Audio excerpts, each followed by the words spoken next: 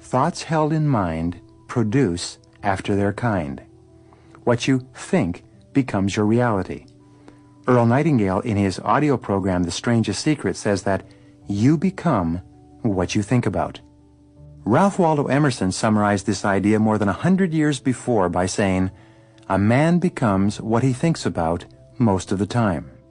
The law of mind is extremely powerful and is in many ways a basic law for explaining many of the other laws that refer to mind action. The natural extension of the law of mind is the third law of success, called the law of mental equivalency.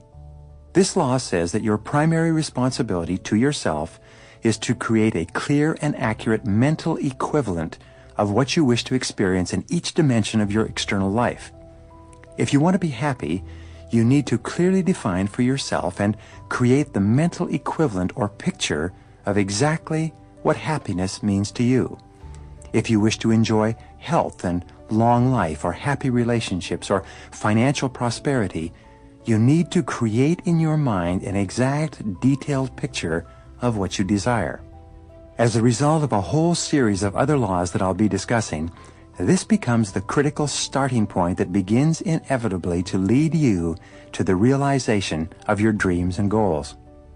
The fourth law of success is called the law of correspondence. This law has been talked about for perhaps 4,000 years, and it's one of the fundamental laws that explains human experience. It simply says that, as within, so without.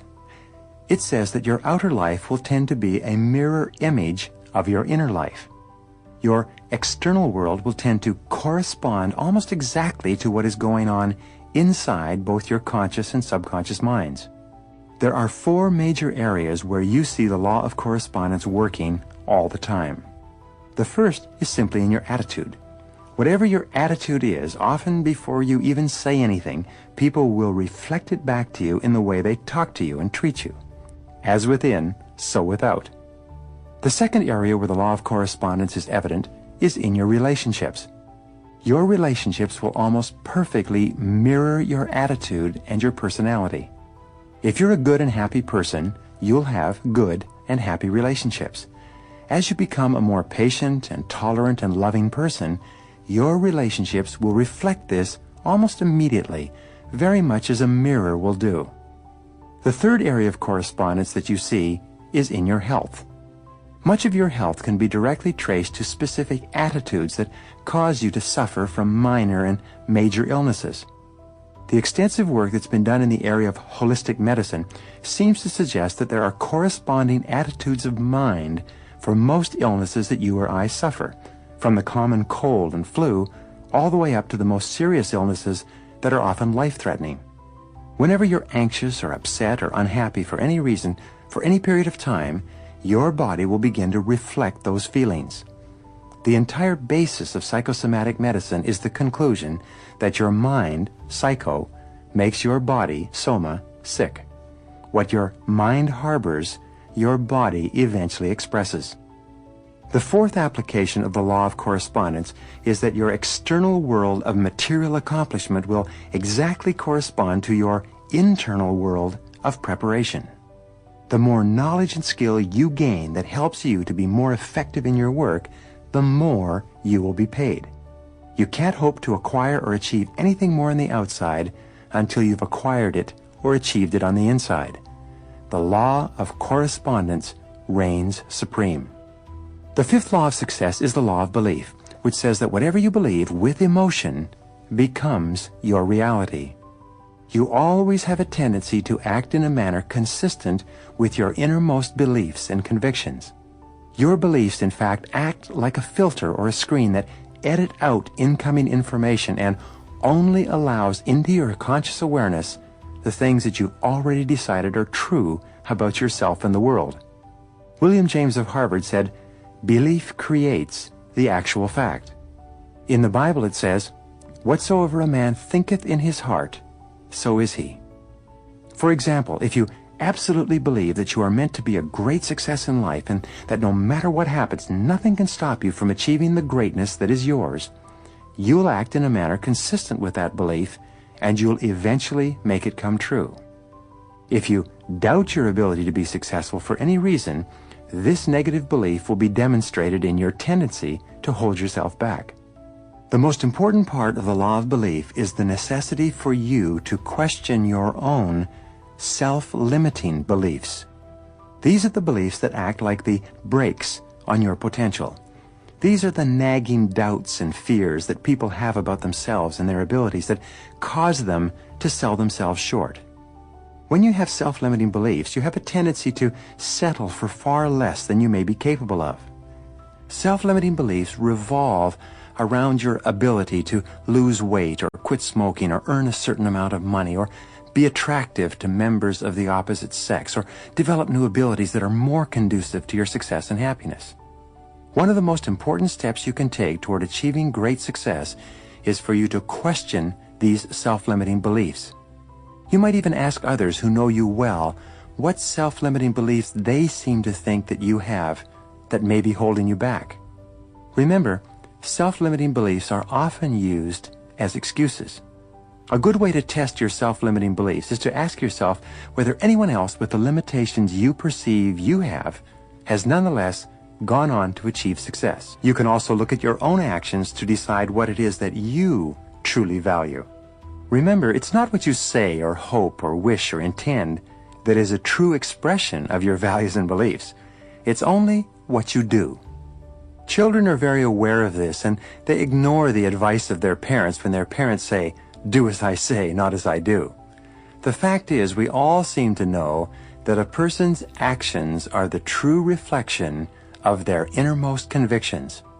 There's a great deal of confusion and unhappiness in the world today because many people feel that if they say something emphatically enough or write about it, it means that they truly believe it.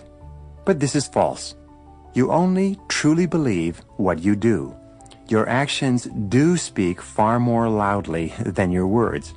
For example, if you truly believe in the values of persistence and dedication, it'll be evident in the things that you do every single day. If you truly believe in the values of honesty and integrity and self-discipline, you'll demonstrate these qualities in your every behavior.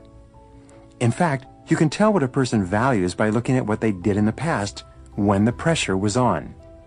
It's only when you're forced to make a choice that you know what it is you really value. For example, when you have to choose between family and work or between money and honesty, your true values come out. The wonderful and important thing about your values is that you can develop them in yourself by disciplining yourself to act consistent with them, even if you haven't yet made them a fixed part of your character. I'll explain this later in the program. The seventh law of success is the law of motivation, which says that everything you do is triggered by inner desires and urges and instincts, many of which may be at an unconscious level, and your attitudes and behaviors will be determined by your dominant motivations, by what you really want and need in life, not by what you think you want. This is an extension of the law of values, and it's very important for you to understand. There's a simple formula called the ABC formula of human motivation and human action. The ABC stands for antecedents, behavior, and consequences. The antecedents are the things that happen before the behavior. The behaviors are the things you do. The consequences are what happens as a result of your behavior. We know that psychologically only about 15% of your motivation comes from the antecedents, from what you read or learn or are told to do or not do. However, about 85% of your motivation comes from your expectations, what you think will happen. It's your beliefs about the consequences, about the future, that causes you to behave in a certain way. The clearer you are about the consequences of your actions, and the more intensely you desire to enjoy the consequences that your behaviors may lead to, the more motivated you'll be. This is why it's so important to have absolute clarity with regard to your goals in each area of your life in order for you to be motivated to perform at your very best. An important point with regard to the ABC formula is that your behaviors are not guaranteed to achieve the consequences that you desire. But every behavior or action that you engage in will generate a consequence of some kind. One of the most important parts of understanding motivation and behavior is to realize that both actions and inactions have consequences. What you do, as well as what you fail to do, will have a consequence in your future, and sometimes the consequences can be dramatic and long-lasting. A good exercise in success is for you to write out a description of the type of person that you'd like to be and the kind of life that you'd like to be living. The most powerful faculty that you have is your ability to think, your ability to understand. The more accurately you can think about who you are and what you want to accomplish and how to accomplish it, the more effective and successful you will be. The 8th law of success is the law of subconscious activity, and it has several applications. The first part of this law is that whatever thought or idea mixed with emotion you hold in your conscious mind will be accepted as a command by your subconscious mind. This means that whatever thought, idea, or goal you can hold in your mind on a continuing basis, you can have, because your subconscious mind will go to work to organize all of your thoughts and actions to bring it into your reality. If you desire to earn or attain a certain amount of money, and you think about it continually day and night, and you use every means possible to drive this desire or hope deep into your subconscious mind, your subconscious mind will begin committing more and more of its reserve capacity toward bringing that goal or desire into your life. The second part of the law of subconscious activity is that your subconscious mind, once you give it the proper commands, will trigger your reticular cortex and its function, the reticular activating system. Your reticular cortex is a small, finger-like part of your brain that alerts you to events and circumstances around you that are consistent with your dominant desires or concerns. For example, if you decided that you wanted to buy a red sports car, this desire would signal to your reticular cortex that red sports cars are now of paramount importance to you. From that moment on, you would see red sports cars everywhere, even a block away. You would become extremely alert and sensitive to red sports cars as well as to the means of attaining one of them. If one of your goals is to achieve financial independence, and you imbue this goal with intense desire, your reticular cortex will cause you to be extremely sensitive to all kinds of opportunities around you that would help you to earn more money. You would hear and see things everywhere that you might have been unaware of completely in the absence of having established this goal and planted it in your subconscious mind. The third part of the law of subconscious activity is that your subconscious mind, which controls your autonomic nervous system and all of your muscles, nerves, actions, and reactions, also controls your body language and your tone of voice. Professor Morabian of the University of California at Santa Barbara has concluded that when you communicate with others, fully 55% of the message you send is contained in your body language. 38% of the message you send is contained in your tone of voice, and only 7% of the message is contained in the actual words that you use. And your body language and tone of voice is largely controlled by messages about yourself and your goals that you've sent to your subconscious mind as the result of the way you think and feel. For example, when you've had a success of any kind, you send a charge of emotional energy to your subconscious mind that tells it that you're a winner. For some time afterwards, you walk and talk and act and think like a winner. Your step will be brisker, your voice will be stronger, your eyes will be more focused, and your body language will signify this belief about yourself. Your subconscious mind will accept your predominant emotional thoughts and organize your entire body, voice, and tone to fit a pattern consistent with it. The 9th law of success is the law of expectations. It's often called the law of the self-fulfilling prophecy. It's one of the most powerful of all laws because of its simplicity and its predictability. This law simply says that whatever you expect with confidence will have a tendency to materialize in your life. You get not what you want, but what you expect with the greatest intensity.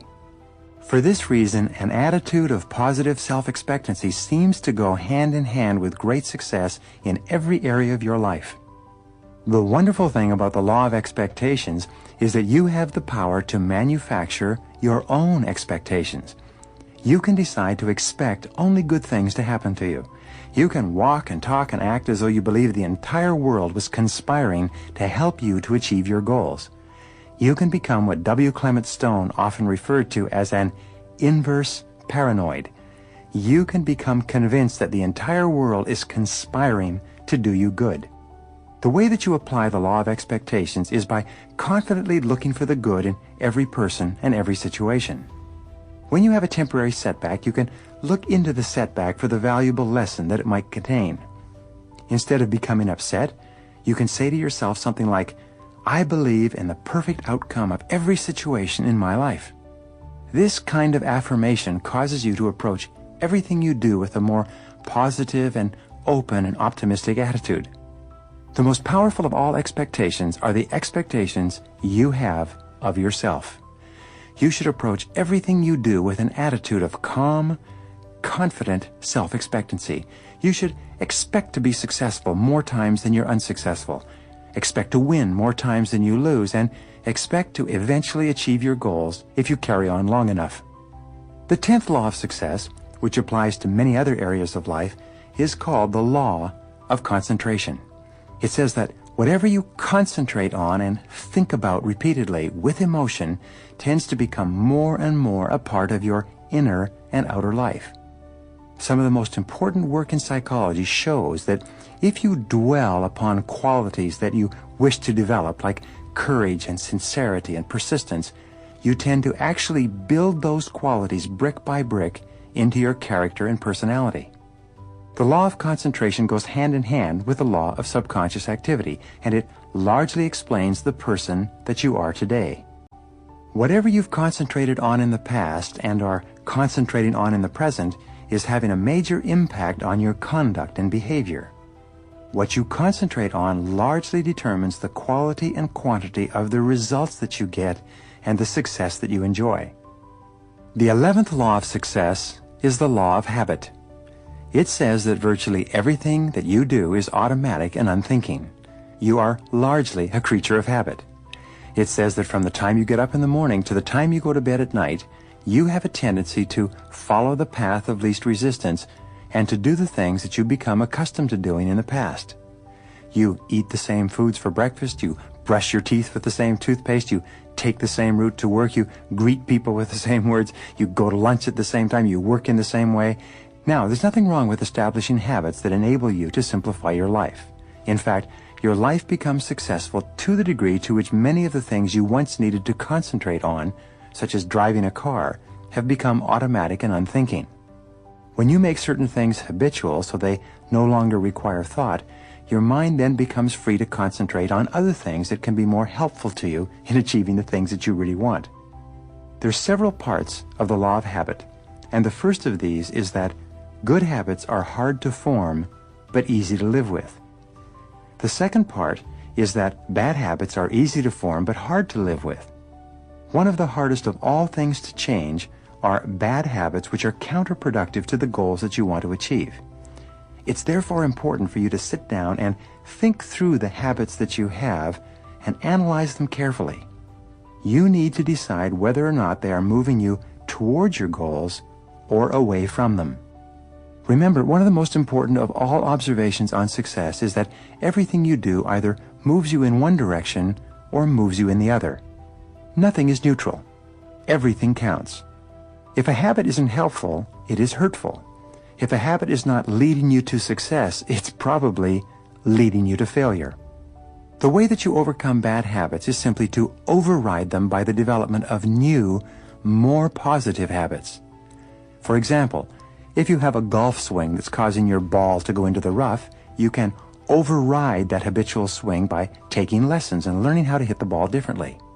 If you have a habit of getting up later than you should, you can override that habit by repeatedly getting up earlier until that new behavior becomes the habit that dominates your thinking and your actions.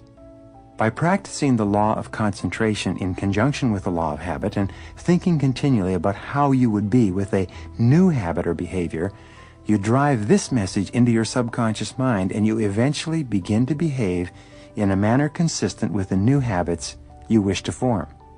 This brings us to the 12th law, one of the most important of all the laws of success, and that is the law of attraction. The law of attraction says that you are a living magnet and that you inevitably attract into your life the people, events, and circumstances that harmonize with your dominant thoughts. This is why we say that whatever you can hold in your mind on a continuing basis, you can have. Whatever thought you hold clearly and mix with emotion begins setting up a force field of mental energy that begins drawing towards you the things that you need to achieve that goal. This law of attraction has been written about for hundreds, if not thousands of years. It's contained in the old folk sayings, like attracts like, or like begets like. Or you've perhaps heard, birds of a feather flock together. My friend Mark Victor Hansen says that whatever you want, wants you.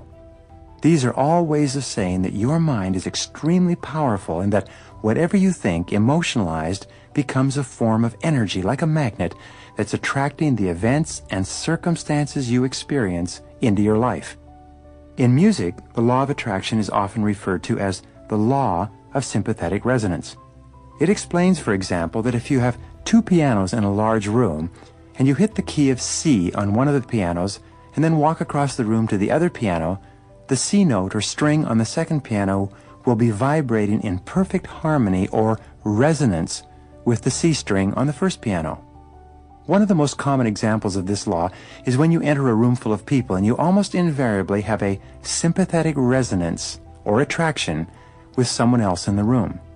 You'll have a tendency to gravitate toward a person with whom you are comfortable and compatible, and that person will have a tendency to gravitate towards you.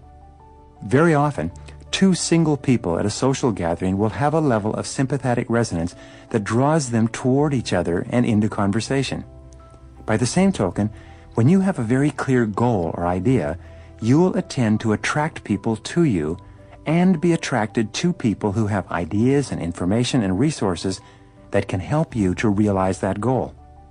Another illustration of the law of attraction is its opposite, which is the law of repulsion. When you begin to become a particular kind of person, because of the way you change your thinking, you will find yourself attracted to people who are similar to you, and you will also find yourself repelling and being repelled by people who don't think the way you do. This law explains why positive people tend to associate with other positive people, and why negative people tend to associate with other negative people, and why neither group finds the other group of very much interest.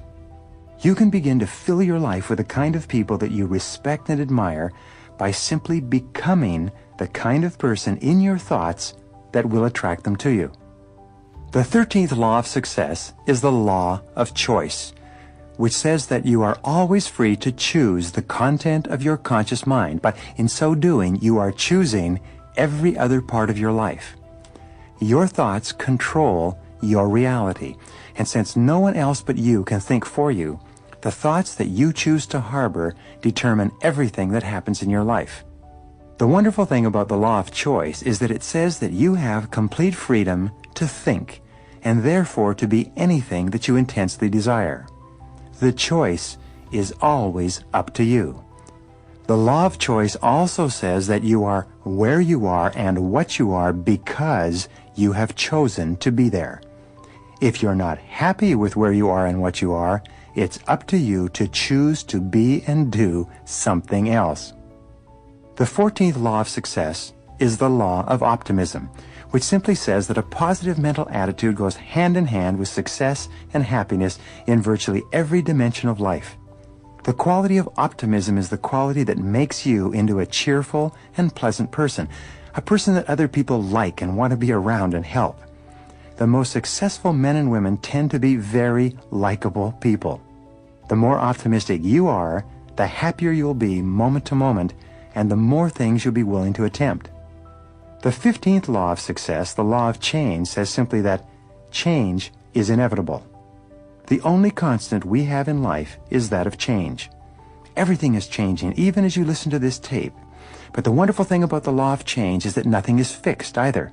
All progress requires change, and since change is happening in any case, you can be and have and do anything you want by simply harnessing the forces of change and taking advantage of them. The law of change also says that your life can only get better when you get better, but not until. It says that you can't remain the same and somehow improve.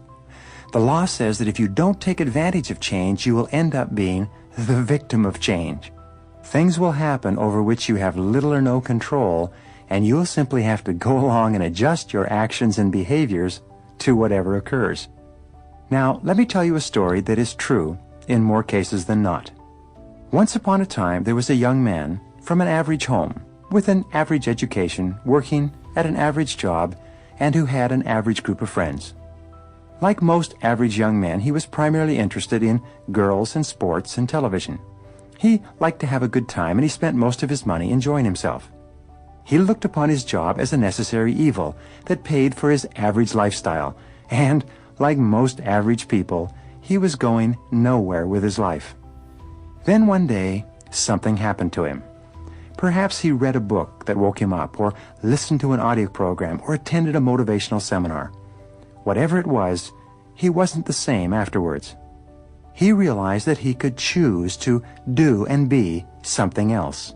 He applied the law of choice. By the law of change, he realized that his life could only improve if he began changing in a positive direction. Using the law of cause and effect, he made some decisions about what he wanted to accomplish, and then began searching out the causes of the effects he desired. By the law of optimism, he was positive toward himself and his possibilities. He expected good things to happen, triggering the law of expectations. He went to work on his thinking, and he began to dwell, the law of concentration, on his ideal lifestyle. By the law of subconscious activity, he began to walk and talk like the person he envisioned himself becoming. He also began noticing opportunities to advance himself that he hadn't seen before. As he changed his thinking, he triggered the law of mind and the law of mental equivalency, and he created a clear picture of his goals. By the law of correspondence, his outer world began to reflect his new, improved inner world. His beliefs about himself began to change, and by the law of attraction, people and resources began to appear to help him move toward his goal. As he concentrated on his desires, his values and motivations changed, and he began developing the kind of habits that lead to success. In no time at all, by bringing his life into alignment and harmony with the laws of success, he began moving forward at a rate that surprised even him. And so can you. The laws of success are based on the foundation principle that in order for you to succeed, you must first decide what success means to you. You can then begin to apply these laws to your definition of success to bring it more rapidly into your reality.